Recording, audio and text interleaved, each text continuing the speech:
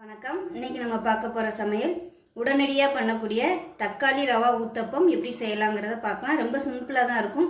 Taste வந்து நல்லா இருக்கும். இப்போ நான் சொல்லியிருக்க அளவு எடுத்தீங்கன்னா இந்த அளவில் பார்த்தீங்கன்னா ஒரு 6லேருந்து 7 ஊத்தப்பம் வரும். தாராளமாக ஒரு 3 பேர் சாப்பிட்லாம். வாங்க அதை எப்படி செய்யலாங்கிறத பார்க்கலாம். புதுசாக பார்க்குறவங்க சேனலை சப்ஸ்கிரைப் பண்ணுங்கள்.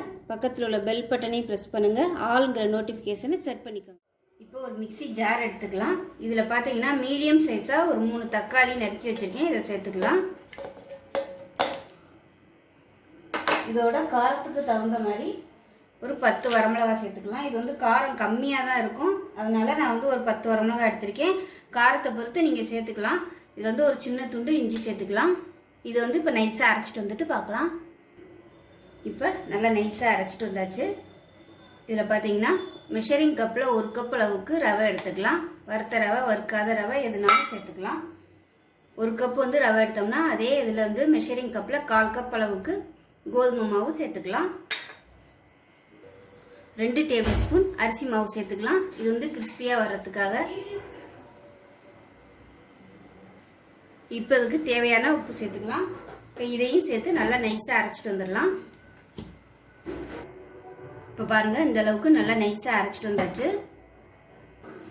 இப்போ மிக்சியில் இருந்த தண்ணி கொஞ்சமாக சேர்க்குறேன். அரைக்கும் போது கொஞ்சம் சிரமமாக தான் இருக்கும். அதனால் நீங்கள் தண்ணி விட்டு தான் அரைக்கணும். அதனால் தண்ணி ஊற்றும் போது ரொம்ப ஊற்றிடாமல் தண்ணி ஊற்றி அரைச்சிக்கோங்க. நான் வந்து 1 டம்ளர் அளவுக்கு, அதாவது 100 ml தண்ணி ஊற்றி அரைச்சிருக்கேன். இப்போ இது எல்லாத்தையும் நல்லா கலந்து விட்டுட்டு ஒரு 15 நிமிஷம் நல்லா ஊறட்டும். ஏன்னா நம்ம ரவை சேர்த்துருக்கிறதுனால கொஞ்சம் நல்லா ஊறினா தான் நல்லாயிருக்கும். இது ஊறினதுக்கப்புறம் கொஞ்சம் கெட்டியாக வரும். தேவைப்பட்டால் அதுக்கப்புறமா நம்ம தண்ணி ஊற்றிக்கலாம். இப்போ இது வந்து ஊறட்டும் 15 நிமிஷம்.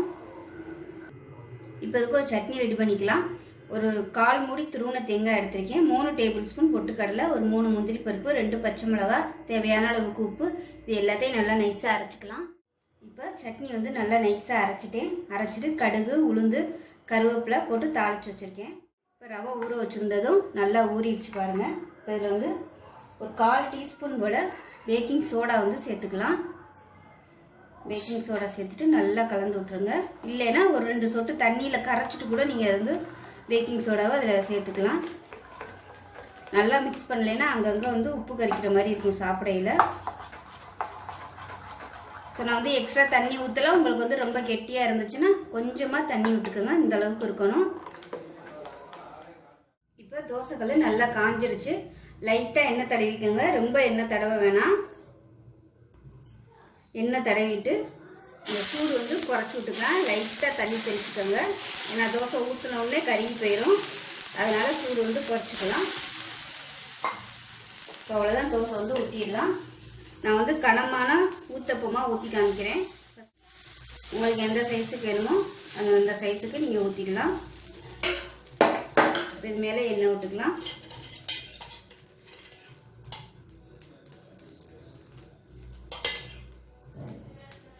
மிதமான தீயில வேகட்டும். மூடி வச்சிடலாம்.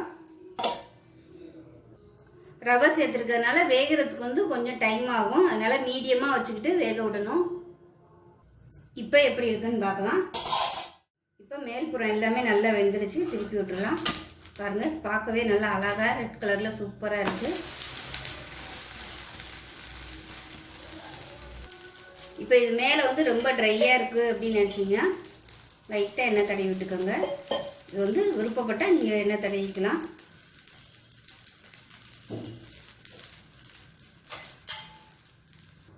இப்போ இது ரெடி ஆயிடுச்சு. எடுத்துடலாம். பாருங்க, சூப்பராக வந்திருக்கு பாருங்கள். இப்போ இதே மாதிரியே ஊற்றிக்கலாம் எல்லாத்தையும். இப்போ பாருங்கள், அருமையான தக்காளி ரவா ஊத்தப்பமும் தேங்காய் சட்னியும் ரெடி ஆயிடுச்சு. இந்த ரவா ஊத்தப்பத்துக்கு தேங்காய் சட்னி தான் நல்ல காம்பினேஷனாக இருக்கும். வேறு தக்காளி சட்னியோ வேறு எந்த கார சட்னியோ வச்சோம்னா அது வந்து நல்லா இருக்காது. மாவு இல்லாத அன்னைக்கு இந்த மாதிரி செஞ்சு சாப்பிடலாம். ரொம்பவே வித்தியாசமாகவும் இருக்கும், ஈஸியாகவும் இருக்கும். நீங்கள் டின்னராகவும் எடுத்துக்கலாம், பிரேக்ஃபாஸ்ட்டாகவும் எடுத்துக்கலாம். ஸோ இதே மாதிரியே செஞ்சு பாருங்கள். செஞ்சு பார்த்துட்டு எப்படி வந்துச்சுங்கிறத சொல்லுங்கள். வீடியோ பிடிச்சிச்சுன்னா லைக் பண்ணுங்கள், கமெண்ட் பண்ணுங்கள், சேனலை சப்ஸ்கிரைப் பண்ணுங்கள், பக்கத்தில் உள்ள பெல் பட்டனையும் ப்ரெஸ் பண்ணுங்கள். நன்றி, வணக்கம். இன்னைக்கு நம்ம பார்க்க போகிற சமையல் என்னென்னா 10 நிமிஷத்தில் பண்ணக்கூடிய தோசையும் சட்னியும் பார்க்க போகிறோம். அதாவது கார சட்னி ரொம்பவே சூப்பராக இருக்கும். ரெண்டுமே ரொம்ப குவிக்காக பண்ணிடலாம். பேச்சுலர்ஸாக இருக்கிறவங்களுக்கு வந்து ரொம்பவே ஹெல்ப்பாக இருக்கும். இட்லி மாவு இல்லை அப்படின்னு கவலைப்படாமல் இது மாதிரி செஞ்சு சாப்பிட்லாம். இந்த ஈஸியான தோசையும் இந்த கார சட்னி எப்படி செய்யலாங்கிறத பார்க்கலாம். புதுசாக பார்க்குறவங்க சேனலை சப்ஸ்கிரைப் பண்ணுங்கள், பக்கத்தில் உள்ள பெல் பட்டனையும் ப்ரெஸ் பண்ணுங்கள், ஆளுங்கிற நோட்டிஃபிகேஷனை செட் பண்ணிக்கோங்க. இப்போ ஒரு சட்னி ரெடி பண்ணிடலாம். கார சட்னி இதுக்கு பார்த்தீங்கன்னா மீடியம் சைஸாக 3 தக்காளி எடுத்திருக்கேன், 4 நறுக்கி வச்சுருக்கேன். அதாவது பெரிய சைஸாக ஒரு வெங்காயத்தில் பாதி எடுத்திருக்கேன். அதாவது தக்காளி அதிகமாகவும் வெங்காயம் வந்து கம்மியாகவும் எடுத்துக்கோங்க. அப்போ தான் இந்த சட்னி டேஸ்ட்டாக இருக்கும். இல்லாட்டி வெங்காய ஃப்ளேவரோட அது வேறு டேஸ்ட்டில் மாறிடும். அதனால் வெங்காயம் வந்து கம்மியாக எடுத்துக்கோங்க. மீடியம் சைஸாக ஒரு வெங்காயம் எடுத்துக்கோங்க. நான் பெருசாக இருந்ததுனால பாதி எடுத்திருக்கேன். பூண்டு வந்து பார்த்தீங்கன்னா ஒரு 6 பல் எடுத்திருக்கேன். உங்களுக்கு பூண்டு ஃப்ளேவர் பிடிக்கும்னா இன்னும் கூட நீங்கள் பூண்டு சேர்த்துக்கலாம். உப்பு, கொஞ்சமாக புளி, அந்த தக்காளியோட டேஸ்ட் எடுத்து கொடுக்கறதுக்காக புளி. இது எல்லாத்தையும் இப்போ மிக்சியில் போட்டு அரைச்சிக்கலாம். இப்போ ஒரு மிக்சி ஜார் எடுத்துக்கலாம். இது வந்து வெங்காயத்தை கட் பண்ணிவிட்டு சேர்த்துக்கோங்க. முழுசாக சேர்த்திங்கன்னா அரைபடாது. பூண்டு சேர்த்துக்கலாம். உப்பு, கொஞ்சமாக புளி வந்து ரொம்ப சேர்க்க வேணாம், துணுண்டு சேர்த்திங்கன்னா போதும். தக்காளி சேர்த்துக்கலாம். சட்னி தாளிக்கையில் மிளகாத்தூள் போடுறதுனால இப்போ நான் வந்து வரமிளகா சேர்க்கலை. இது வந்து நைஸாக அரைச்சிட்டு வந்துடலாம். இப்போ ஒரு மிக்சிங் பவுல் எடுத்துக்கோங்க. இதில் வந்து மெஷரிங் கப்பில் 1 கப் அளவுக்கு அரிசி மாவு எடுத்திருக்கேன். கடையில் விற்கிற சாதாரண அரிசி மாவு தான், எந்த அரிசி மாவு வேணாலும் எடுத்துக்கலாம். இப்போ மெஷரிங் கப்பில் 1/2 கப் அளவு ரவை சேர்த்துக்கோங்க. 1/4 கப் வந்து தயிர் சேர்த்துக்கலாம். இதோட ஒரு 2 டேபிள் ஸ்பூன் மைதா மாவு சேர்த்துக்கலாம். மைதா சேர்க்க விருப்பம் இல்லாதவங்க கோதுமை மாவு கூட சேர்த்துக்கலாம். இதை வந்து கலந்துடலாம். இப்போ 1/2 டேபிள் ஸ்பூன் உப்பு சேர்த்துக்கலாம். இதெல்லாம் நல்லா கலந்துடலாம்.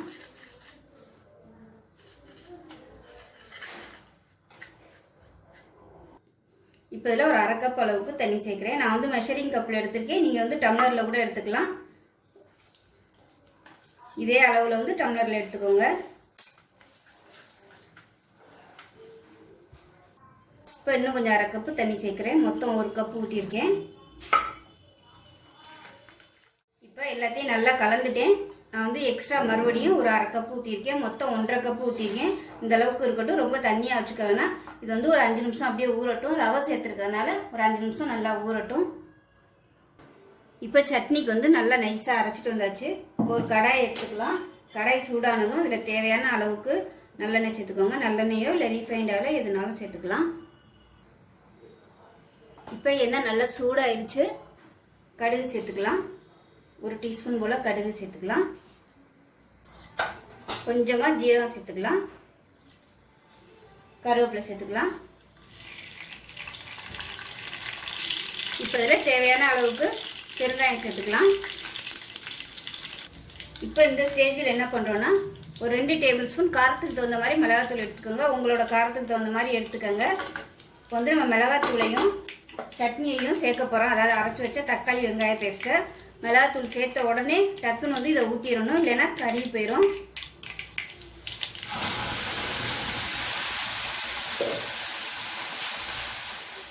அரைச்ச பேஸ்ட்டை ஊற்றினோடனே நல்லா கிளறி விட்டுக்கோங்க. எண்ணெயில் வந்து மிளகாத்தூள் போட்ட உடனே அது வந்து ரொம்ப சூடாக இருந்துச்சுன்னா கருகி போயிடும். அதனால் கொஞ்சம் நல்லா மீடியமாக வச்சுக்கிட்டு அரைச்ச பேஸ்ட்டை வந்து சேர்த்துக்கோங்க. இந்த சட்னிக்கு எண்ணெய் கொஞ்சம் கூட இருந்தால் தான் நல்லாயிருக்கும். ஏன்னா நம்ம காரமாக வைக்கிறதுனால எண்ணெய் வந்து இருந்தால் தான் அந்த காரம் வந்து கொஞ்சம் தெரியாமல் இருக்கும். இப்போ இது எல்லாத்தையும் நல்லா கலந்து விட்டுக்கோங்க. கலந்து விட்டுட்டு மீடியமாக வச்சுக்கோங்க. ரொம்ப ஹையில் வச்சிங்கன்னா முகத்தில் வந்து தெரிக்கும் அப்படியே. அதனால் கொஞ்சம் தள்ளியே நின்றுக்கோங்க. தாளிக்கும் போதே நல்ல வாசனையாக இருக்கும் இந்த சட்னி. இதில் வந்து பச்சை கொத்தமல்லி வந்து சேர்த்து அரைச்சிங்கனாலும் இன்னும் நல்லா டேஸ்ட்டாக இருக்கும். நான் இன்றைக்கி வந்து சேர்க்கலை. இப்போ இதில் வந்து டேஸ்ட் பண்ணி பார்த்துக்கோங்க. பார்த்துக்கிட்டு காரம் கம்மியாக இருந்துச்சுன்னா நீங்கள் இப்போ மிளகாத்தூள் சேர்த்துக்கலாம், ஒன்றும் பிரச்சனை இல்லை. உப்பு வந்து கொஞ்சம் பாதி உப்பாகவே போட்டுக்கோங்க. வற்றினதுக்கப்புறம் கொஞ்சம் பத்தலைன்னா நீங்கள் சேர்த்துக்கலாம். இப்போவே சரியாக சேர்த்திங்கன்னா வற்றி வரும்போது ரொம்ப உப்பு கச்சி போகும். இப்போ வந்து நல்லா கொதிக்கட்டும். மூடி வச்சிடலாம். மூடி வச்சுட்டு வேறு அடுப்புக்கு நான் மாற்றிடுறேன். அதுக்குள்ளே நம்ம தோசையை ஊற்றி எடுத்துக்கலாம். நம்ம தோசை ஊற்றுறதுக்கும் இது கொதிச்சு வர்றதுக்கும் கரெக்டாக இருக்கும். ஒரு 5 நிமிஷம் ஆகுது. நல்லா கொதிச்சு நல்லா எண்ணெய் தெளிஞ்சு வரணும். சட்னி நல்லா ரெடி ஆயிடுச்சு. எண்ணெய் தெளிஞ்சு வந்துருச்சு பாருங்கள். இப்போ வந்து அமர்த்திடலாம். மாவு நல்லா ஒரு 5 நிமிஷம் ஊறிடுச்சு. இப்போ இதில் ஈனோ சால்ட் வந்து சேர்த்துக்கலாம். இது வந்து ஃப்ளேவர் இல்லாத வாங்கிக்கோங்க. Lemon flavour. இது லெமன் ஃப்ளேவர் தான் நல்லாயிருக்கும். இது வந்து அந்தளவுக்கு தெரியாது. இதில் வந்து கொக்கோ ஃப்ளேவர் இருக்கும். கொக்கோ ஃப்ளேவர் எடுத்திங்கன்னா நீங்கள் எந்த இதில் சேர்த்திங்கனாலும் அந்த ஃப்ளேவர் வந்து வரும், நல்லா இருக்காது. அதனால் ப்ளைனாக உள்ளதை வாங்கிக்கோங்க. இப்போ இதை வந்து சேர்த்துக்கலாம். இதுக்கு பதிலாக நீங்கள் பேக்கிங் சோடா இருந்துச்சுன்னா ஒரு 1/2 டீஸ்பூன் சேர்த்துக்கோங்க. ஆனால் இது சேர்த்திங்கன்னா தான் உங்களுக்கு நல்லா அப்படியே நுரைச்சி வரும்.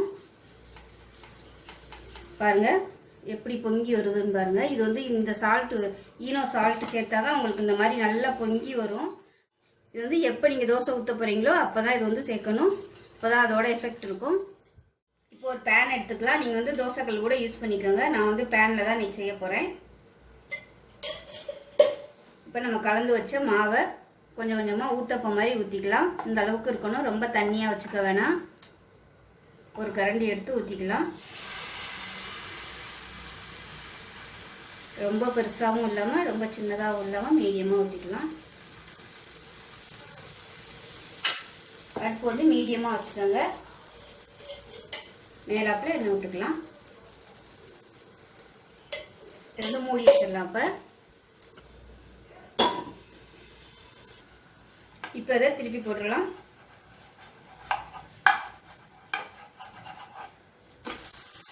இப்போ தோசை அருமையாக ரெடி ஆயிடுச்சு. பாருங்கள் சூப்பராக வந்துடுச்சு. இப்போ இதே மாதிரியே எல்லாத்தையும் ஊற்றி எடுத்து இப்போ பாருங்கள் தோசையும் சட்னியும் சூப்பராக ரெடி ஆயிடுச்சு. ரொம்ப குயிக்காக பண்ணிடலாம். 10 நிமிஷம் தான். இட்லி மாவு இல்லைன்னு கவலைப்பட வேணாம். இது மாதிரி செஞ்சு சாப்பிடலாம். ரொம்ப டேஸ்ட்டாகவும் இருக்கும். இந்த கார சட்னி அதுக்கு ரொம்பவே பொருத்தமாக இருக்கும். ஏன்னா இந்த தோசை வந்து மைல்டாக தான் இருக்கும். ஸோ இந்த கார சட்னி வச்சு சாப்பிட்டோம்னா அவ்வளோ அட்டகாசமாக இருக்கும். இந்த அளவில் எடுத்திங்கன்னா ஒரு 3 பேர் வந்து தாராளமாக சாப்பிட்லாம். நான் எடுத்துருக்க அளவில் வந்து 6 ஊத்தப்பம் மாதிரி கிடச்சிருக்கு. ரொம்ப நைஸாலாம் ஊற்ற முடியாது, இந்த அளவுக்கு தான் ஊற்ற முடியும். ஸோ இதே மாதிரியே செஞ்சு பாருங்கள். செஞ்சு பார்த்துட்டு எப்படி வந்துச்சுங்கிறத சொல்லுங்கள். வீடியோ பிடிச்சிச்சுன்னா லைக் பண்ணுங்கள், கமெண்ட் பண்ணுங்கள், சேனலை சப்ஸ்கிரைப் பண்ணுங்கள், பக்கத்தில் உள்ள பெல் பட்டனையும் ப்ரெஸ் பண்ணுங்கள். நன்றி, வணக்கம். இன்றைக்கி நம்ம பார்க்க போகிற சமையல் ஓட்ஸ் குழிப்பணியாரம் எப்படி செய்யலாங்கிறத பார்க்கலாம். ரொம்ப ஆரோக்கியமாகவும் இருக்கும், ரொம்ப டேஸ்ட்டாகவும் இருக்கும். செய்கிறது வந்து ரொம்ப ஈஸியாக தான் இருக்கும். வாங்க எப்படி செய்யலாங்கிறத பார்க்கலாம். புதுசாக பார்க்குறவங்க சேனலை சப்ஸ்கிரைப் பண்ணுங்கள், பக்கத்தில் உள்ள பெல் பட்டனையும் ப்ரெஸ் பண்ணுங்கள், ஆளுங்கிற நோட்டிஃபிகேஷனை செட் பண்ணிக்கோங்க. இப்போ ஒரு பவுல் எடுத்துக்கலாம். இதில் பார்த்தீங்கன்னா மெஷரிங் கப்பில் 1 கப் அளவுக்கு ஓட்ஸ் எடுத்திருக்கேன். ஓட்ஸ் வந்து நல்லா வறுத்துட்டு கடாயில் போட்டு நல்லா வறுத்து மிக்சியில் போட்டு பொடி பண்ணி வச்சுருக்கேன். இது வந்து ரொம்ப நைஸாலாம் பொடியாக வேணாம், ரவை மாதிரி பொடி பண்ணி எடுத்துக்கலாம். இது வந்து பேக்கெட்டில் வறுக்காமல் தான் இருக்கும். நம்ம வந்து கடாயில் போட்டு நல்ல வாசனை வர அளவுக்கு வறுத்துக்கணும், அப்போ தான் நல்லாயிருக்கும். இப்போ இதில் 1 கப்பு மெஷரிங் கப்பில் ஓட்ஸ் எடுத்தோம்னா 1/2 கப் அளவுக்கு ரவை எடுத்துக்கணும். வந்து 1/2 கப்பு அளவு ரவை எடுத்திருக்கேன். இது வந்து வறுக்காத ரவை தான். வறுத்த ரவையாக இருந்தாலும் பரவாயில்ல, வறுக்காத ரவையாக இருந்தாலும் எதுனாலும் நீங்கள் யூஸ் பண்ணிக்கலாம். இப்போ இதில் மெஷரிங் கப்பில் 1 கப் அளவுக்கு தயிர் எடுத்திருக்கேன். இப்போ இந்த தயிரை வந்து இதில் சேர்த்துக்கலாம். இதோட ஒரு சின்ன துண்டு இஞ்சி, ஒரு பச்சை மிளகா, இது எல்லாத்தையும் சேர்த்து மிக்சியில் போட்டு நல்லா நைஸாக அரைச்சிட்டு வந்துடலாம். இப்போ இது எல்லாத்தையுமே மிக்சியில் சேர்த்துட்டேன். இப்போ 1/2 டம்ளருக்கு தண்ணி சேர்த்துருக்கேன். இது வந்து நைஸாக அரைச்சிட்டு வந்துடலாம். இப்போ எல்லாத்தையுமே நல்லா நைஸாக அரைச்சாச்சு. இப்போ ஒரு பவுலுக்கு மாற்றிக்கலாம். பச்சை மிளகாய் இஞ்சி நம்ம வந்து இதோட சேர்த்துருக்கறதுனால கொஞ்சம் அரைப்படுறதுக்கு கொஞ்சம் சிரமமாக இருக்கும். நீங்கள் ஃபஸ்ட்டு வந்து பச்சை மிளகாயும் இஞ்சியையும் நல்லா அரைச்சிட்டு அதுக்கப்புறமா இதை போட்டு அரைச்சிக்கோங்க. இப்போ இதில் ஒரு 2 டேபிள் ஸ்பூன் அரிசி மாவு சேர்த்துக்கலாம், கிறிஸ்பியாக வர்றதுக்காக. ஏன்னா ஓட்ஸ் வந்து எப்பயுமே வலுவலுன்னு இருக்கும், அதனால் அரிசி மாவு சேர்த்தோம்னா நல்லா கிறிஸ்பியாக வரும். இப்போ தேவையான அளவுக்கு உப்பு சேர்த்துக்கலாம். இதில் பார்த்தீங்கன்னா பொடியாக நறுக்குன சின்ன வெங்காயம் ஒரு கைப்பிடி அளவுக்கு சேர்த்துக்கோங்க. நல்லா பொடியாக போட்டுக்கோங்க நறுக்கி. அதோட ஒரு கைப்பிடி அளவுக்கு பொடியாக நறுக்குன கேரட்டு. இது வந்து உங்கள் ஆப்ஷனல் தான், விருப்பப்பட்டால் நீங்கள் சேர்த்துக்கலாம், இல்லைன்னா விட்டுடலாம். ஒரு 2 டேபிள் ஸ்பூன் பொடியாக நறுக்குன கொத்தமல்லி, கருவேப்பிலை சேர்த்துக்கலாம். இதில் வந்து நீங்கள் பொடியாக நறுக்குன முட்டைக்கோஸ் கூட துருவிட்டு சேர்த்துக்கலாம். இப்போ இது எல்லாத்தையும் நல்லா கலந்து விட்டுடலாம். கேரட் வந்து இன்னுமே கூட நீங்கள் பொடியாக நறுக்கி போடுறதுனாலும் போட்டுக்கலாம். இப்போ வந்து நம்ம ரவை சேர்த்துக்கிறதுனால கொஞ்சம் நேரம் ஊறட்டும், ஒரு 10 நிமிஷம் ஊறட்டும். அதுக்குள்ளே நம்ம சட்னி ரெடி பண்ணிக்கலாம். இப்போ ஒரு தேங்காய் சட்னி ரெடி பண்ணிக்கலாம். ஒரு 5 டேபிள் ஸ்பூன் துருவின தேங்காய், சின்ன சுண்டக்காய் அளவுக்கு புளி வந்து ரொம்ப சேர்க்க வேணாம், இந்த சைஸுக்கு எடுத்துக்கோங்க. 2 டேபிள் ஸ்பூன் பொட்டுக்கடலை, ஒரு கைப்பிடி கொத்தமல்லி, 2 பச்சை மிளகாய், பெரிய சைஸாக இருந்ததுனால 2 எடுத்துருக்கேன். சின்னதாக இருந்தால் உங்கள் காரத்துக்கு தகுந்த மாதிரி நீங்கள் எடுத்துக்கோங்க. 2 சின்ன வெங்காயம், ஒரு கைப்பிடி அளவுக்கு கருவேப்பிலை, ஒரு துண்டு பூண்டு பல், இது தேவையான அளவு உப்பு சேர்த்து நல்லா நைஸாக அரைச்சி எடுத்துக்கலாம். இப்போ சட்னி நல்லா அரைச்சாச்சு. இப்போ வந்து கடுகு, உளுந்து, கருவேப்பிலை, வரமிளகாய் போட்டு தாளிச்சதை இதில் சேர்த்துக்கலாம்.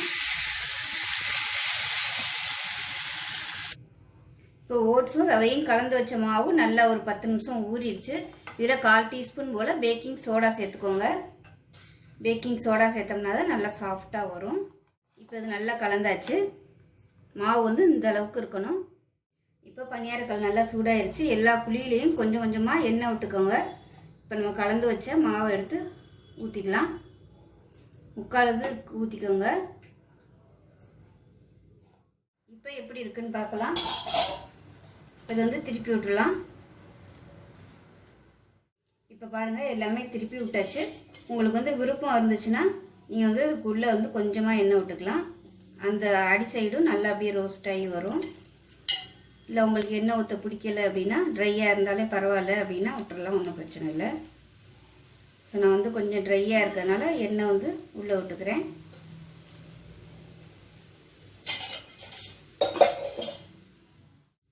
இப்போ பணியாரம் நல்லா 2 சைடும் ரோஸ்ட் ஆகி வந்துருச்சு. இப்போ இதை எடுத்துடலாம் எல்லாத்தையும். ஸோ மிதமான தீயில வச்சு நல்லா வேக விட்டு எடுத்துக்கணும். ஏன்னா ரவை சேர்த்துருக்கிறதுனால வேகிறதுக்கு நேரம் ஆகும். உங்களுக்கு இன்னும் நல்லா கோல்டன் கலரில் வரணும்னா இன்னுமே நீங்கள் வந்து கொஞ்சம் நேரம் விட்டுட்டு எடுத்துக்கலாம். இப்போ பாருங்கள், அருமையான ஓட்ஸ் பணியாரமும் சட்னியும் ரெடி ஆயிடுச்சு. இதே மாதிரியே செஞ்சு பாருங்கள். நான் வந்து இன்றைக்கி ரவை சேர்த்துருக்கேன். அதுக்கு பதிலாக உங்கள்கிட்ட இட்லி மாவு இருந்துச்சுன்னா நீங்கள் அதுக்கு பதிலாக அதை கூட கலந்து ஓட்ஸ் பணியாரமாக செய்யலாம். ரொம்பவே சூப்பராக இருக்கும். ஸோ இதே மாதிரியே இதே அளவோடு செஞ்சு பாருங்கள். செஞ்சு பார்த்துட்டு எப்படி வந்துச்சுங்கிறத சொல்லுங்கள். வீடியோ பிடிச்சிச்சுன்னா லைக் பண்ணுங்கள், கமெண்ட் பண்ணுங்கள், சேனலை சப்ஸ்கிரைப் பண்ணுங்கள், பக்கத்தில் உள்ள பெல் பட்டனையும் ப்ரெஸ் பண்ணுங்கள். வணக்கம். இன்றைக்கி நம்ம பார்க்க போகிற ரெசிபி என்னென்னா, ஒரு இன்ஸ்டண்ட்டாக பண்ணக்கூடிய ஒரு பிரேக்ஃபாஸ்ட்டு. அதாவது டின்னருக்கும் நம்ம இது வந்து செஞ்சுக்கலாம். மாவு இல்லாத நேரத்தில் இந்த மாதிரி செஞ்சு சாப்பிட்டு பாருங்கள். ரொம்பவே சூப்பராக இருக்கும். வெங்காயம்லாம் அரைச்சி போட்டிருக்கனால அந்த வெங்காய ஃப்ளேவரோட டேஸ்ட் ரொம்ப சூப்பராகவும் இருக்கும், வித்தியாசமாகவும் இருக்கும். வாங்க இது எப்படி செய்யலாங்கிறத பார்க்கலாம். புதுசாக பார்க்குறவங்க சேனலை சப்ஸ்கிரைப் பண்ணுங்கள், பக்கத்தில் உள்ள பெல் பட்டனையும் ப்ரெஸ் பண்ணுங்கள், ஆளுங்கிற நோட்டிஃபிகேஷனை செட் பண்ணிக்கோங்க. ஒரு மிக்ஸி ஜார் எடுத்துக்கலாம். மெஷரிங் கப்பில் 1 கப் அளவுக்கு ரவை எடுத்திருக்கேன். நல்லா பொடி ரவையாக எடுத்துக்கோங்க. இப்போ பெரிய ரவையாக இருந்தாலும் ஒன்றும் பிரச்சனை இல்லை. இப்போ மெஷரிங் கப்பில் 1 கப் எடுத்தோம்னா 1/4 கப் அளவுக்கு துருவன தேங்காய் சேர்த்துக்கலாம். அதோட 1/4 கப் அளவு தயிர் சேர்த்துக்கோங்க. நல்ல கெட்டியான தயிர். இதோட சின்னதாக ஒரு வெங்காயம் சேர்த்துக்கலாம். இதோட கொஞ்சமாக உப்பு சேர்த்துக்கலாம். இப்போ இதில் ஒரு 1/2 டம்ளருக்கு தண்ணி ஊற்றி நல்லா நைஸாக அரைச்சிட்டு வந்துட்டு பார்க்கலாம். ஒரு பேன் எடுத்துக்கோங்க. இதில் வந்து ஒரு 4 டீஸ்பூன் எண்ணெய் விட்டுக்கலாம்.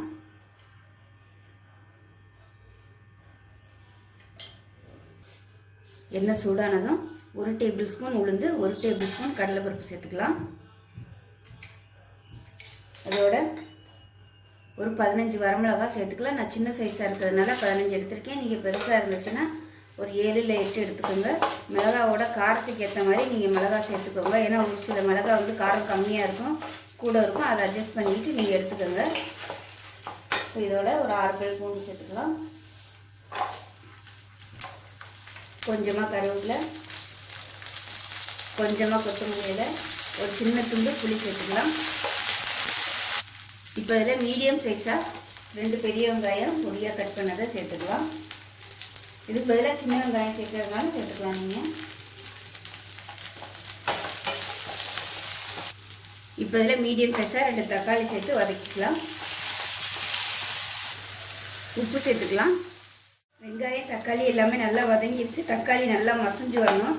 இதில் 2 டேபிள் ஸ்பூன் துருவன தேங்காய் சேர்த்துக்கலாம். தேங்காய் வந்து ரொம்ப சேர்க்க வேணாம், கொஞ்சமாக சேர்த்தா போதும். இது எல்லாமே ஒன்று, தக்காளி ஒன்று, வெங்காயம் ஒன்று, இந்த மாதிரி எல்லாம் கொஞ்சம் கொஞ்சமாக தேங்காய் போட்டு அரைக்கையில் அதோட சட்னியோட அளவும் பார்த்திங்கன்னா நல்லா நிறையா வரும். இது வந்து நல்லா ஹோட்டலில் கொடுக்குற சட்னி மாதிரியே டேஸ்ட்டாக இருக்கும். எல்லாமே நல்லா வதங்கிடுச்சு. மாற்றிக்கிட்டு ஆற விட்டு நல்லா நைஸாக அரைச்சிக்கலாம். சட்னி நல்லா நைஸாக அரைச்சாச்சு. உப்பு போட்டு அரைச்சி வச்சுருக்கேன். இப்போ இதில் கடுகு, உளுந்து, வரமிளகா, பெருங்காயம், கருவேப்பிலை போட்டு எண்ணெயில் தாளித்து வச்சுருக்கேன். அதை சேர்த்துக்கலாம். இப்போ நமக்கு சூப்பரான சட்னி ரெடி ஆயிடுச்சு. இப்போ ரவை பேட்டரும் ரெடி ஆயிடுச்சு. இந்த அளவுக்கு இருக்கணும், ரொம்பவும் தண்ணியாக இருக்கக்கூடாது. இப்போ இதில் பார்த்தீங்கன்னா ஒரு 1/4 டீஸ்பூன் போல் பேக்கிங் சோடா சேர்த்துக்கலாம். ஏன்னா நம்ம இன்ஸ்டண்ட்டாக ஊற்றுறதுனால கொஞ்சமாக சோடா உப்பு சேர்த்துக்கலாம். பேக்கிங் சோடா சேர்த்துட்டு உடனே ஊற்றிடணும். ரொம்ப நேரம் ஊற வைக்கக்கூடாது. அப்படி ஊற வச்சோம்னா அந்த பேக்கிங் சோடாவில் உள்ள அந்த எஃபெக்ட் வந்து இருக்காது, போயிடும். அதனால் எப்போ எந்த ரெசிப்பியில் நீங்கள் பண்ணுறதா இருந்தாலும் பேக்கிங் சோடாவோ அதாவது சோடா உப்போ போட்ட உடனே வந்து நம்ம அதை செஞ்சிடணும். ரொம்ப நேரம் ஆச்சுன்னா அதில் உள்ள பவர் வந்து போயிடும். இப்போ ஒரு தோசைக்கல் வந்து எடுத்துக்கலாம். தோசைக்கல் நல்லா காஞ்சிருச்சு. இப்போ சின்ன சின்ன ஊத்தப்பமாக ஊற்றிக்கலாம்.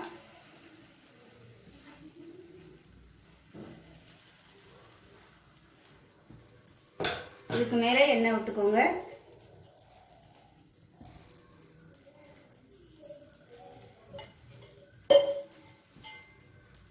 இப்போ இதை மூடி வச்சிடலாம். மிதமான தீயில வேகட்டும். இப்போ எப்படி இருக்குன்னு பார்க்கலாம். இப்போ மேல்புறம் எல்லாமே நல்லா வெந்துருச்சு. திருப்பி விட்டுக்கலாம்.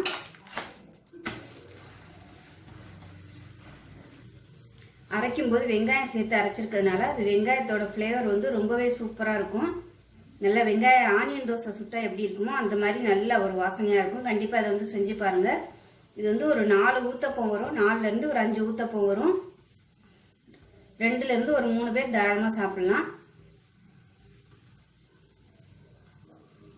மாவு இல்லாத நேரத்தில் இந்த மாதிரி செய்யலாம். ரொம்பவே ஈஸியாகவும் இருக்கும். கண்டிப்பாக நீங்கள் வந்து செஞ்சு பாருங்கள். இதே மாதிரியே பாருங்கள், சூப்பராக வந்துருச்சு. நம்ம பேக்கிங் சோடா போட்டதுனால நல்லா அங்கங்கே நல்லா பபுள்ஸ் வந்து நல்லா பார்க்கவே அழகாக இருக்குது. இப்போ இதே மாதிரியே எல்லா ஊத்தப்பமும் ஊற்றி எடுத்துக்கலாம்.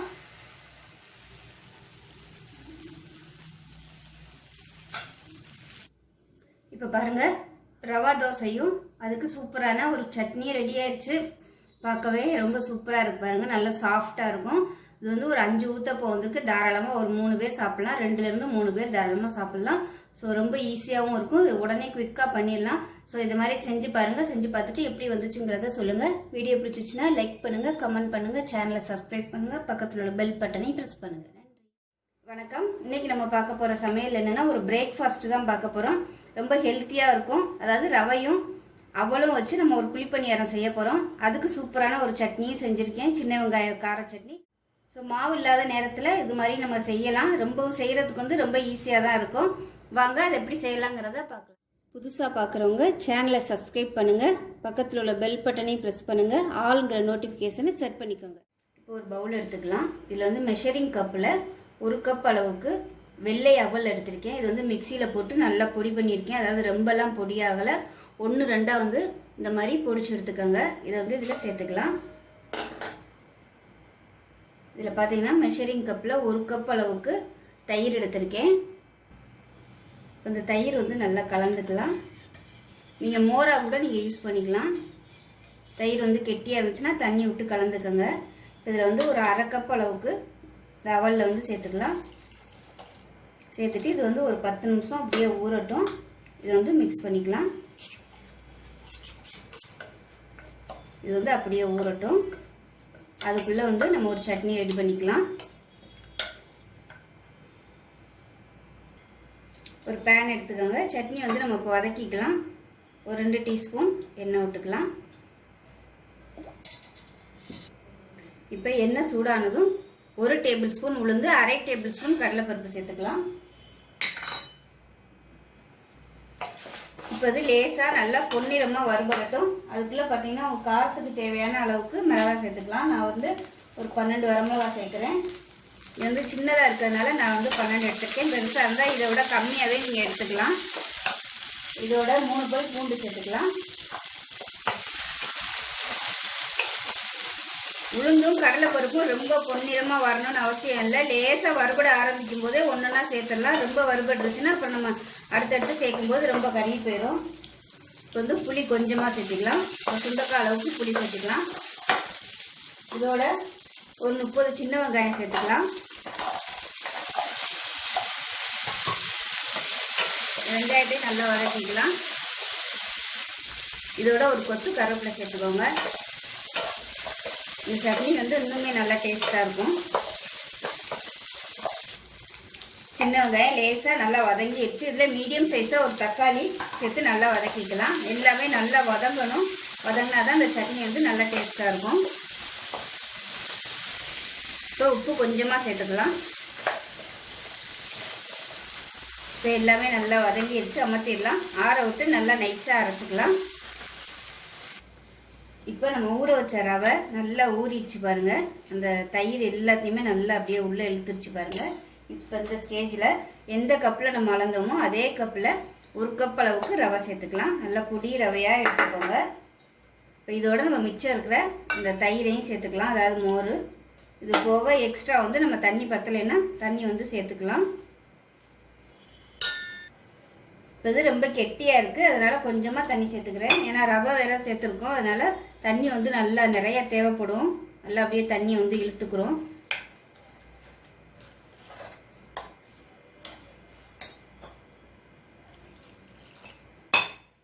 நல்லா பிசைஞ்சு மசிச்சு விடலாம், நல்லாயிருக்கும். ஸோ நம்ம வந்து ரொம்ப தண்ணியாக வச்சுக்காம பணியாரம் நம்ம வந்து எந்த இதுக்கு ஊற்றுவோமோ அந்த அளவுக்கு நம்ம தண்ணி ஊற்றி மிக்ஸ் பண்ணிக்கலாம். இப்போ இதில் ஒரு 2 ஸ்பூன் அளவுக்கு அரிசி மாவு சேர்த்துக்கலாம். ஏன்னா அவல் சேர்த்துருக்கறதுனால உங்களுக்கு வந்து சாஃப்டாக தான் வரும், கிறிஸ்பியாக இருக்காது. அதனால் ஒரு 2 ஸ்பூன் அளவு நம்ம வந்து அரிசி மாவு சேர்த்தோம்னா நல்லா கிறிஸ்பியாக வரும். இந்த மேலே உள்ள லேயர்லாம் வந்து நல்லா கிறிஸ்பியாக வரும். இன்னும் கொஞ்சம் தண்ணி சேர்த்துக்கிறேன். இப்போ இதில் உப்பு சேர்த்துக்கலாம். உப்பு சேர்த்துட்டு இன்னும் கொஞ்சம் தண்ணி விட்டுக்கோங்க. ஏன்னா தண்ணி வந்து இழுத்துட்டே தான் இருக்கும். இப்போ எல்லாத்தையும் நல்லா கலந்துடலாம். இப்போ வந்து தனியாக இருக்கட்டும். இப்போ ஒரு பேன் எடுத்துக்கலாம். இதில் வந்து ஒரு 2 டீஸ்பூன் எண்ணெய் விட்டுக்கோங்க. எண்ணெய் சூடாகட்டும். எண்ணெய் சூடானதும் 1 டீஸ்பூன் கடுகு சேர்த்துக்கோங்க. 1 டீஸ்பூன் உளுந்து சேர்த்துக்கலாம். கருவேப்பிலை, கொத்தமல்லி சேர்த்துக்கோங்க. 1 டேபிள் ஸ்பூன் கடலைப்பருப்பு சேர்த்துக்கலாம். கொஞ்சமாக பெருங்காயம் சேர்த்துக்கோங்க. இப்போ இதில் ஒரு கைப்பிடி அளவுக்கு பொடியாக நறுக்கின வெங்காயம் சேர்த்துக்கலாம். சின்ன வெங்காயமோ பெரிய வெங்காயமோ எதுனாலும் சேர்த்துக்கலாம். ஆனால் சின்ன வெங்காயம் சேர்த்திங்கன்னா நல்லா வாசனையாக இருக்கும்.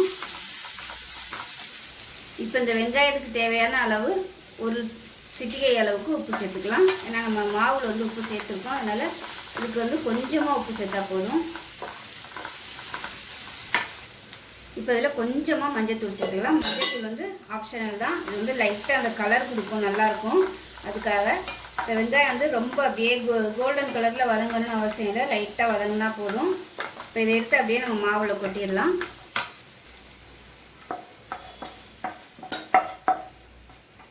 மாவு வந்து ரொம்ப தண்ணியாக வச்சுக்காதீங்க. நம்ம இப்போ வந்து பேக்கிங் சோடா வந்து சேர்க்க போகிறோம். சோடா வந்து சேர்க்கும்போது மாவு பொங்கி வரும். அப்போ ரொம்ப தண்ணியாக இருந்துச்சுன்னா அது பொங்கி வரையில் ரொம்ப தண்ணியாக போயிடும். அதனால் கொஞ்சம் கெட்டியாகவே வச்சுக்கோங்க மாவு. பேக்கிங் சோடா போட்டதுக்கப்புறம் அட்ஜஸ்ட் பண்ணி நம்ம தண்ணி ஊற்றிக்கலாம். இது வந்து கலந்து விட்டுடலாம்.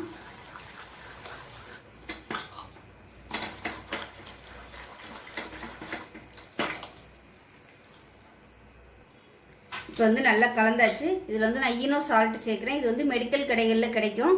இது வந்து சேர்த்துக்கலாம். இப்போ இது சேர்த்தோம்னா மாவு வந்து நல்லா அப்படியே நுரைச்சி பொங்கி வரும். இதுக்கு பதிலாக நீங்கள் பேக்கிங் சோடா கூட சேர்த்துக்கலாம். பேக்கிங் சோடா இல்லை உப்பு கூட சும்மா சோடா உப்பு கூட நீங்கள் சேர்த்துக்கலாம்.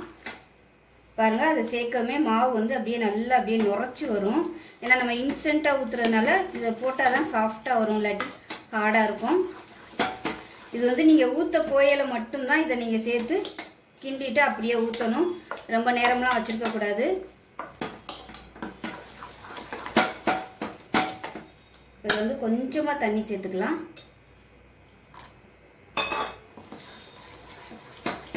அவ்வளோதான், கரெக்டாக இருக்குது. இப்போ நமக்கு மாவு ரெடியாக இருக்குது. பணியாரக்கல்லும் நல்லா சூடாயிடுச்சு. எல்லா குழியிலையும் கொஞ்சம் கொஞ்சமாக எண்ணெய் விட்டுக்கோங்க. இப்போ வந்து கொஞ்சம் கொஞ்சமாக ஊற்றிக்கலாம். ஒரு 3/4 ஊற்றுனீங்கன்னா கரெக்டாக இருக்கும். இப்போ இதை மூடி வச்சிடலாம். மிதமான தீயில இருக்கட்டும், ரொம்ப அதிகமாக வைக்க வேணாம். நல்லா சிம்மில் வச்சு வேக விட்டு எடுத்துக்கலாம். இப்போ எப்படி இருக்குன்னு பார்க்கலாம். பாருங்கள், மேலே உள்ளதெல்லாம் நல்லா வெந்துருச்சு, கலர் மாறிடுச்சு பாருங்கள். இப்போ வந்து நம்ம திருப்பி விட்டுக்கலாம். இப்போ பாருங்கள், எல்லாத்தையுமே திருப்பி விட்டாச்சு. எல்லாமே நல்லா ரோஸ்ட் ஆகட்டும். இப்போ பாருங்கள் எல்லாமே சூப்பராக வெந்துருச்சு. இந்த மாதிரி நல்லா கிறிஸ்பியாக வர அளவுக்கு வேக விட்டு எடுத்துக்கணும். இப்போ எல்லாத்தையுமே எடுத்துடலாம். ரவை சேர்த்துருக்கிறதுனால கொஞ்சம் டைம் ஆகும், அதனால் நிதானமாக நல்லா வேக விட்டு எடுக்கணும்.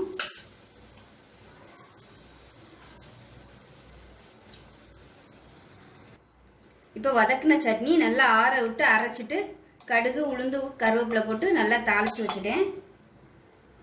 இப்போ பாருங்கள் ஒரு சூப்பரான அவளும் ரவையும் வச்சு ஒரு குழிப்பணியாரமும் அதுக்கு சூப்பரான ஒரு கார சட்னி, சின்ன வெங்காய கார சட்னியும் ரெடி ஆயிடுச்சு. ரெண்டுமே காம்பினேஷன் ரொம்ப சூப்பராக இருக்கும். இது வந்து பிரேக்ஃபாஸ்ட்டாகவும் எடுத்துக்கலாம், டின்னருக்கு எடுத்துக்கலாம். ஸோ உங்களுக்கு ஈவினிங் ஸ்நாக்ஸாக கூட நீங்கள் இதை செஞ்சு கொடுக்கலாம். ஸோ இதே மாதிரியே செஞ்சு பாருங்கள். செஞ்சு பார்த்துட்டு எப்படி வந்துச்சுங்கிறத சொல்லுங்கள். வீடியோ பிடிச்சிச்சுன்னா லைக் பண்ணுங்கள், கமெண்ட் பண்ணுங்கள், சேனலை சப்ஸ்கிரைப் பண்ணுங்கள், பக்கத்தில் உள்ள பெல் பட்டனையும் ப்ரெஸ் பண்ணுங்கள். நன்றி, வணக்கம். இன்னைக்கு நம்ம பார்க்க போகிற சமையல் உடனடியாக பண்ணக்கூடிய ஒரு பிரேக்ஃபாஸ்ட் தான் பார்க்க போகிறோம். அதாவது கோதுமையை வச்சு ஊத்தப்பம் எப்படி செய்யலாங்கிறத பார்க்கலாம். உங்கள் சேனலை சப்ஸ்கிரைப் பண்ணுங்கள், பக்கத்தில் உள்ள பெல் பட்டனையும் ப்ரெஸ் பண்ணுங்கள், ஆளுங்கிற நோட்டிஃபிகேஷனை செட் பண்ணிக்கோங்க. இப்போ ஒரு மிக்சிங் பவுல் எடுத்துக்கலாம். மெஷரிங் கப்பில் 1 கப் அளவுக்கு கோதுமை மாவு எடுத்துக்கலாம். எந்த பிராண்ட் வேணாலும் யூஸ் பண்ணிக்கோங்க. இதில் வந்து ஒரு 2 டேபிள் ஸ்பூன் அரிசி மாவு சேர்த்துக்கலாம். இது வந்து கொஞ்சம் 1/4 டீஸ்பூன் அளவுக்கு உப்பு சேர்த்துக்கலாம். இது எல்லாத்தையும் நல்லா கலந்துக்கலாம். இப்போ அதே மெஷரிங் கப்பில் 1/4 கப் அளவுக்கு நல்ல கெட்டியான தயிர் சேர்த்துக்கோங்க. இப்போ இதில் 1/2 கப் அளவுக்கு தண்ணி சேர்த்துக்கலாம். தண்ணி சேர்த்துட்டு நல்லா கலந்து விட்டுடலாம். கலந்து விட்டுட்டு தேவைப்பட்டால் இன்னும் கொஞ்சம் தண்ணி சேர்த்துக்கலாம். அதாவது நம்ம ஊத்தப்பம் ஊற்றுற அளவுக்கு தண்ணி ஊற்றிக்கணும், நல்லா தோசை மாவு அளவுக்கு. இப்போ இன்னும் கொஞ்சம் ஒரு 1/2 கப் அளவுக்கு தண்ணி சேர்த்துருக்கேன். இப்போ இந்த அளவுக்கு நல்லா கரைச்சிக்கோங்க. நல்லா கட்டி இல்லாமல் கரைச்சிக்கோங்க. உங்களுக்கு கரண்டியில் வந்து கரைக்கிறதுக்கு சிரமமாக இருந்துச்சுன்னா கை வச்சு கூட நீங்கள் நல்லா கரைச்சி விட்டுக்கலாம். இது வந்து ஒரு 5 நிமிஷம் அப்படியே ஊறட்டும். இப்போ ஒரு பவுல் எடுத்துக்கலாம். இதில் பார்த்தீங்கன்னா நல்லா பொடியாக கேரட் வந்து சீச்சு வச்சுருக்கேன். இது வந்து ஒரு 3 டேபிள் ஸ்பூன் இருக்கும். அதே மாதிரி 3 டேபிள் ஸ்பூன் குடமிளகா பொடியாக கட் பண்ணி வச்சுருக்கேன். இதோட நல்லா ஒரு கைப்பிடி அளவுக்கு பொடியாக நறுக்குன்னா கொத்தமல்லி சேர்த்துக்கலாம். இப்போ இதில் ஒரு 1/4 டீஸ்பூன் போல் உப்பு சேர்த்துக்கலாம். உப்பு வந்து கம்மியாகவே சேர்த்துக்கோங்க, ஏன்னா நம்ம மாவில் உப்பு போட்டிருக்கோம். அதனால் இதில் வந்து கொஞ்சமாக உப்பு சேர்த்தா போதும். இப்போ இதில் ஒரு 1/2 டீஸ்பூன் மிளகுத்தூள் சேர்த்துக்கலாம். மிளகுத்தூள் சேர்த்தோம்னா நல்லாயிருக்கும். இதில் வந்து முட்டைக்கோஸ் சேர்க்குறதுனாலும் நீங்கள் சேர்த்துக்கலாம். இப்போ இதில் பொடியாக நறுக்கின பெரிய வெங்காயம் நல்லா ஒரு 4 டேபிள் ஸ்பூன் சேர்த்துக்கலாம். உங்களுக்கு வந்து எவ்வளோ விருப்பமோ நீங்கள் அந்த அளவுக்கு சேர்த்துக்கலாம். இது எல்லாத்தையும் நல்லா கலந்துடலாம். இப்போ இதில் ஒரு 1/4 கப் அளவுக்கு நல்லா பொடியாக நறுக்கின தக்காளி சேர்த்துக்கலாம். இதில் வந்து தக்காளி நறுக்கும் போது அதில் நடுவில் உள்ள விதையை எடுத்துகிட்டு வெறும் தோல் மட்டும் சேர்த்துக்கோங்க. இப்போ தான் நல்லாயிருக்கும். விதையோடு சேர்த்திங்கன்னா உங்களுக்கு ரொம்ப அப்படியே கொலன்னு இருக்கும். அந்த தக்காளி பீஸ் வந்து தனித்தனியாக வராது. இப்போ இது எல்லாத்தையும் நல்லா கலந்துடலாம். அது வந்து தனியாக இருக்கட்டும். இப்போ கோதுமை மாவு நல்லா ஒரு 5 நிமிஷம் ஊறிடுச்சு. இதில் 1/4 டேபிள் ஸ்பூன் பேக்கிங் சோடா எடுத்திருக்கேன். இதில் கொஞ்சமாக தண்ணி விட்டுக்கலாம். இப்படியே நம்ம டைரெக்டாக சேர்த்தோம்னா ஒழுங்காக கரையாது. அதனால் தண்ணி ஊற்றி நல்லா கரைச்சிட்டு சேர்த்தோம்னா எல்லா சைடும் நல்லா ஒன்று சொன்னாப்பில் கலந்துரும். இதை சேர்த்துக்கலாம். எல்லாத்தையும் நல்லா கலந்துடலாம். இதுக்கு பதிலாக நீங்கள் ஈனோ சால்ட்டு சேர்த்திங்கன்னா இன்னும் இதை விட சூப்பராக இருக்கும். பேக்கிங் சோடாவோட நல்லா பெஸ்ட்டுன்னு பார்த்தீங்கன்னா ஈனோ தான். ஈனோ சால்ட்டுன்னு சொல்லுவாங்க. மெடிக்கல் கடையில் கிடைக்கும். ₹1 தான் வரும் அது. அதை கூட நீங்கள் வாங்கி யூஸ் பண்ணிக்கலாம். நல்லாயிருக்கும். இதை விட நல்லா சாஃப்டாக வரும். அது போட்டதுமே நல்லா பொங்கி வந்துடும். ஊத்தப்போ வந்து நல்லா பபிள்ஸ்லாம் வந்து சூப்பராக இருக்கும். இப்போ ஒரு பேன் எடுத்துக்கலாம். இதுக்கு பதிலாக நீங்கள் தோசைக்கல் கூட எடுத்துக்கலாம். இப்போ வந்து இதில் லைட்டாக எண்ணெய் தேய்ச்சிக்கலாம். இப்போ பேன் நல்லா சூடாயிருச்சு. அதாவது ரொம்ப ஹை ஃப்ளேமில் வச்சுக்காம நல்லா மீடியமாக வச்சுக்கோங்க. இப்போ சின்ன சின்ன ஊத்தப்பம் மாதிரி ஊற்றிக்கலாம். இது கொஞ்சம் லைட்டாக வேகட்டும். இதுக்கு மேலே எண்ணெய் விட்டுக்கலாம். இப்போ நல்லா எல்லா இடத்துலையும் நல்லா முட்டை முட்டையாக வருது பாருங்கள். இந்த ஸ்டேஜில் நம்ம கலந்து வச்ச வெங்காயம், தக்காளி, குடமிளகாய், கேரட்டு இது எல்லாத்தையும் மேலாப்பில் தூவி விட்டுக்கலாம்.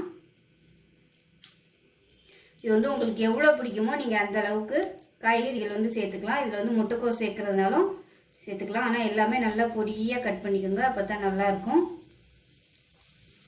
இல்லை இது இல்லாமல் ப்ளெயினாக ஊற்றுறதுனால நீங்கள் ஊற்றிக்கலாம், உங்களோட விருப்பம். மாவு வந்து லேசாக இருக்கும்போதே இது வந்து நீங்கள் மேலே போட்டுறணும், இல்லைன்னா ஒட்டாது, உதிர்ந்துடும். இப்போ அதை லைட்டாக ப்ரெஸ் பண்ணி விட்டுக்கலாம். கொத்தமல்லியெல்லாம் நல்லா பொடியாக கட் பண்ணிக்கோங்க, அப்போ தான் நல்லாயிருக்கும். அடுப்பு வந்து மீடியமாக இருக்கட்டும், நல்லா குறைச்சி வச்சுக்கோங்க. இல்லைன்னா சட்டுன்னு கருகி போயிடும், அப்புறம் வேகாது, உள்ளுக்குள்ளெல்லாம் வேகாது. கோதுமை மாவு வந்து எப்பயுமே வேகிறதுக்கு லேட் ஆகும், அதனால் கொஞ்சம் மீடியமாக வச்சுக்கோங்க.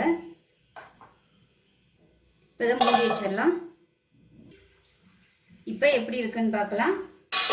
இப்போ வந்து திருப்பி விட்டுறலாம். பாருங்க, நல்ல அழகான கலர் வந்துருக்கு. உள்ளுக்குள்ள வந்து இன்னும் மாவு மேலாப்பில் வேகலை, அதனால நல்லா திருப்பி விட்டுட்டு இந்த மாதிரி நல்லா ப்ரெஸ் பண்ணி விட்டுருங்க. இப்போ நல்லா ரெடி ஆயிடுச்சு, எடுத்துடலாம்.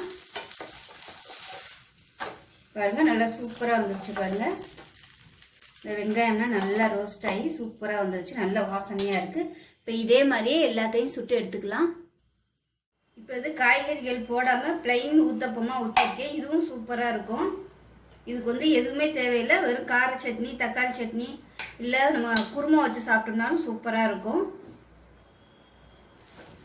பேக்கிங் சோடா யூஸ் பண்ணையில மட்டும் நீங்கள் எப்போ தோசை ஊற்ற போகிறீங்களோ அந்த சமயம் தான் நீங்கள் பேக்கிங் சோடா போட்டு கலந்துக்கணும். முதலே கலந்துட்டு ஊற வச்சிட்டிங்கன்னா அதில் உள்ள எஃபெக்ட் வந்து இருக்காது.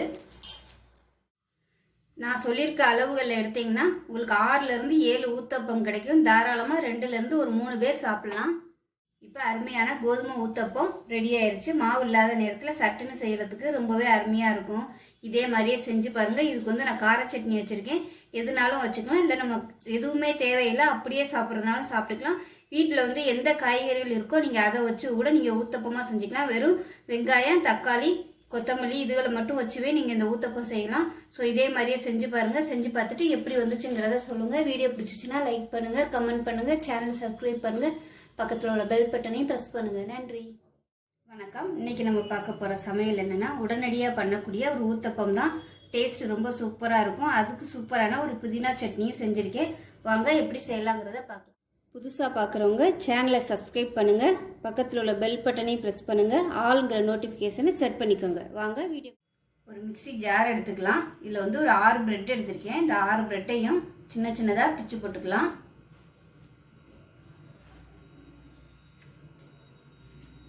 பெருசாக இருந்தால் ஒரு 4 எடுத்துக்கோங்க. இது வந்து சின்ன சைஸாக இருக்கிறதுனால ஒரு 6 எடுத்திருக்கேன். மெஷரிங் கப்பில் 1 கப் அளவுக்கு ரவை சேர்த்துக்கலாம். 1/2 கப்பு தயிர் சேர்த்துக்கலாம்.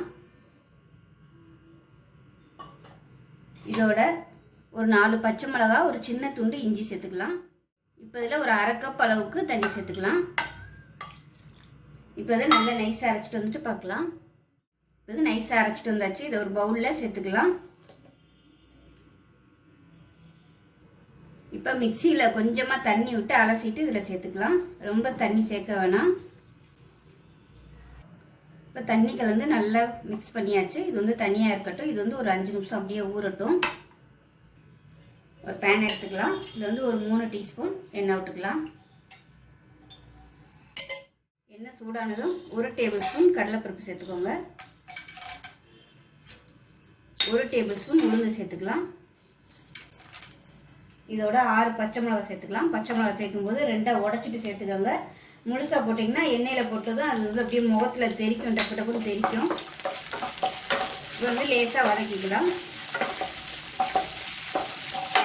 லேசாக வதக்கிட்டு மீடியம் சைஸாக ஒரு வெங்காயம் நறுக்குனதை சேர்த்துக்கலாம். இது பெரிய வெங்காயத்துக்கு பதிலாக சின்ன வெங்காயம் சேர்க்கறதுனாலும் சேர்த்துக்கலாம். சின்ன வெங்காயம் சேர்க்குறதா இருந்தால் நீங்கள் ஒரு 5 சேர்த்துக்கோங்க. பெரிய வெங்காயத்தோட சின்ன வெங்காயம் சேர்த்திங்கன்னா டேஸ்ட் இன்னும் நல்லாயிருக்கும். இதோட 2 பூண்டு பல் சேர்த்துக்கோங்க. சின்னதாக 2 பூண்டு பல்.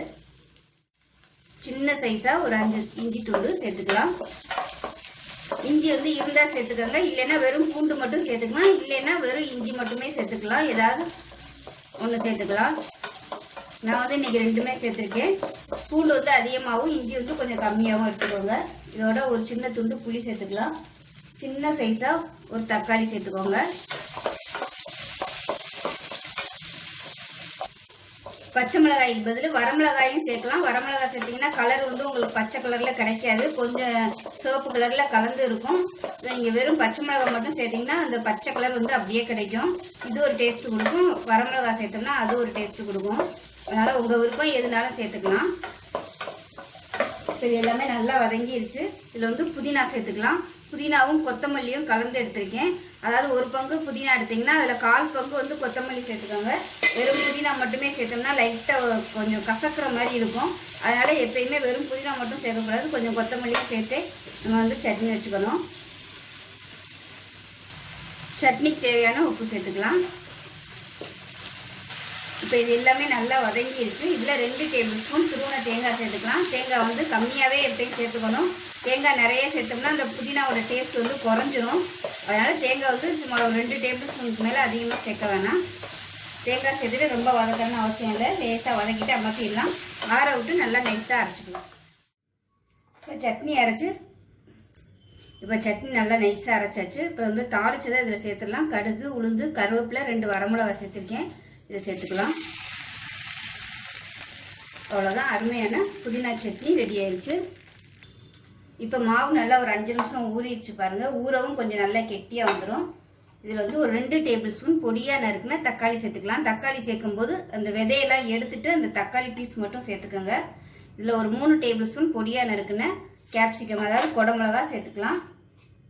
தேவையான அளவுக்கு பெரிய வெங்காயம் சேர்த்துக்கலாம். நீங்கள் இதுக்கு கம்மியாக சேர்க்கறதுனாலும் சேர்த்துக்கோங்க. இது வந்து ஒரு 5 ஸ்பூன் இருக்கும். பொடியாக நறுக்குனா கொத்தமல்லி. இதில் வந்து ஒரு கைப்பிடி அளவுக்கு பொடியாக நறுக்குனா கேரட் சேர்த்துக்கலாம். இது எல்லாத்தையும் நல்லா கலந்துடலாம். இப்போ உப்பு சேர்த்துக்கலாம். 1/4 டேபிள் ஸ்பூன் உப்பு சேர்த்துக்கோங்க. எல்லாத்தையும் நல்லா கலந்து விட்டுடலாம். இதில் வந்து எது கூட குறைச்சி விருப்பமோ நீங்கள் வந்து அதை சேர்த்துக்கலாம். கேரட் வந்து நான் இன்னைக்கு பொடியாக நறுக்கி சேர்த்துருக்கேன். நீங்கள் துருவி சேர்க்குறதுனாலும் சேர்த்துக்கலாம். இது எல்லாத்தையும் நல்லா கலந்தாச்சு. இதில் 1 டீஸ்பூன் போல் ஈனோ சால்ட் சேர்த்துக்கலாம். இது வந்து கிடைக்கல அப்படின்னா நீங்கள் வந்து பேக்கிங் சோடா சேர்த்துக்கலாம். நான் வந்து ஈனோ சால்ட் வந்து இந்த ஒரு பாக்கெட் எடுத்திருக்கேன்.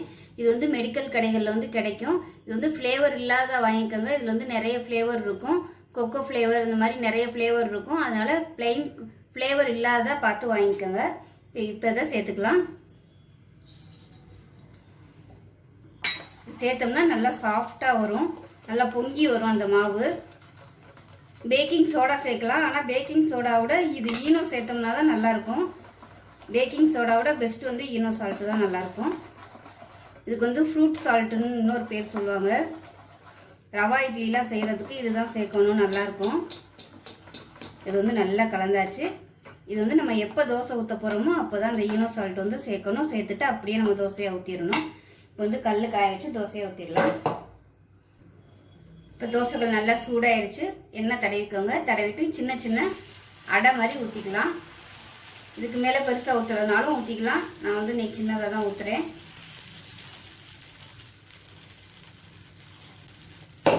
இதுக்கு மேலே எண்ணெய் விட்டுக்கலாம்.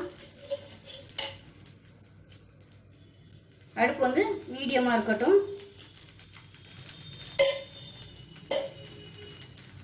மூடி வச்சிடலாம். இப்போ எப்படி இருக்குன்னு பார்க்கலாம். நல்லா அழகாக மேலையில் நல்லா வெந்துருச்சு. இப்போ இதை திருப்பி விட்டுடலாம். நல்லா சாஃப்டாக இருக்கும்.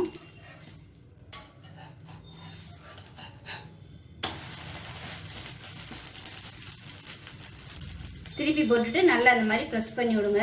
அப்போ தான் உள்ளுக்குள்ள மாவு வந்து வேகாமல் இருந்துச்சுனாலும் உங்களுக்கு நல்லா வேகும். திருப்பி போட்டு 1 நிமிஷம் இருந்தால் போதும். இப்போ வந்து எடுத்துடலாம். பாருங்கள் எவ்வளோ சூப்பராக இருக்குன்னு. நல்லா கலர்ஃபுல்லாகவும் இருக்கும், டேஸ்ட்டாகவும் இருக்கும். இப்போ இதே மாதிரியே எல்லாத்தையும் ஊற்றி எடுத்துக்கலாம். இன்றைக்கி வந்து காய்கறிகள் போட்டு பண்ணியிருக்கேன். உங்களுக்கு காய்கறிகள் போட விருப்பம் இல்லை, பசங்க வீட்டில் இருக்கிறவங்க காய்கறி சாப்பிட மாட்டாங்க அப்படின்னா நீங்கள் பிளெயினாக கூட ஊற்றிக்கலாம். இதுக்கு பதிலாக வெங்காயம் பிடிக்கினா வெறும் வெங்காயம், கொத்தமல்லி, கருவேப்பிலை போட்டு கூட நீங்கள் இதே மாதிரியே செய்யலாம். இந்த ஊத்தப்பம் ஊத்தையில் கொஞ்சம் வலுவலுப்பாக தான் இருக்கும். ஏன்னா பிரெட் வந்து மைதாவில் தானே செய்கிறது. அதனால் மைதாவோட அந்த வலுவலுப்பும் ரவையோட வலுவலுப்பும் இருக்கும். ஸோ அது வந்து உங்களுக்கு பிடிக்கல அப்படின்னா நீங்கள் வந்து ஒரு 1/4 கப்பு போல் அரிசி மாவு சேர்த்துக்கலாம். கடைகளில் வைக்கிற அரிசி மாவு சேர்த்திங்கன்னா உங்களுக்கு அந்த கொல கொலன்னு இருக்கிறது இல்லாமல் இருக்கும், நல்லாயிருக்கும். இப்போ பாருங்கள் எல்லா தோசையும் நான் ஊற்றி எடுத்துகிட்டேன். அதாவது ஊத்தப்பமாக ஊற்றி எடுத்துகிட்டு நீங்கள் இதை விட சின்னதாகவும் ஊற்றுறதுனாலும் ஊற்றிக்கலாம். இப்போ நான் சொல்லியிருக்க அளவுகள் எடுத்திங்கன்னா 7லேருந்து 8 ஊத்தப்பம் கிடைக்கும். டேஸ்ட் வந்து ரொம்ப சூப்பராக இருக்கும். ரொம்ப ஈஸியாகவும் பண்ணிடலாம். இட்லி தோசை மாவு இல்லாத நேரத்தில் இந்த மாதிரி செஞ்சு சாப்பிடலாம். அதுக்கு இந்த சட்னி வந்து ரொம்ப சூப்பராக இருக்கும். நல்லா காரமாக வச்சோம்னா அட்டகாசமாக இருக்கும். ஸோ செஞ்சு பாருங்கள். செஞ்சு பார்த்துட்டு எப்படி வந்துச்சுங்கிறத சொல்லுங்கள். வீடியோ பிடிச்சிச்சுன்னா லைக் பண்ணுங்கள், கமெண்ட் பண்ணுங்கள், சேனலை சப்ஸ்கிரைப் பண்ணுங்கள், பக்கத்தில் உள்ள பெல் பட்டனையும் ப்ரெஸ் பண்ணுங்கள்.